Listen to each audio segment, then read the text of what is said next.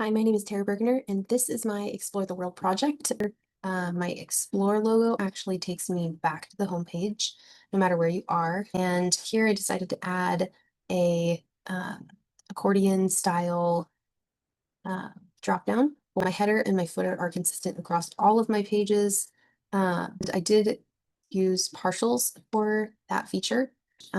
Here I have this hooked to a JSON. I did have it hooked to an API, but I realized later that my API only has a certain amount of uses that are allowed. So I kind of had to pivot and I made a backup JSON for that purpose. So here's the JSON that I created, and I also have it hooked up to an API here. So here it's hooked to my JSON in development mode, but it is hooked up to my API in production mode. So as you can see, any of these options can be selected. These are the same options that are in our flight table here. So if someone wanted to see the flight and then they wanted to book that specific flight, they could.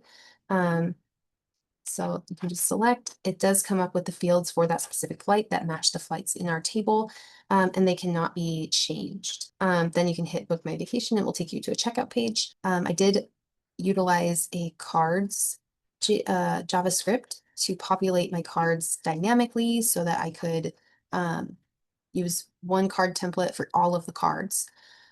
So you can see here in my Discover that I utilized the card MJS to render my question cards. Now here in the Discover page, this here is a survey, and that is also hooked to a survey JSON here, where I have all the questions, and then I have the results down below as well. So if you run through, let's say, and then you can get your result. And then I was trying to make these results sticky so that it would hook to my flights JSON, and then you could book the vacation and it would put you here in our flights HTML. You can see the table is started here, but it's actually rendered by our flights data, which I showed earlier with our API and JSON, and then that is called in our flights MJS. And then here is where our sorting comes in. So it can be sorted by the most recent date, by the latest date, ascending, and this is actually by arrivals, like where we're gonna where our destination is gonna be, and then arrivals.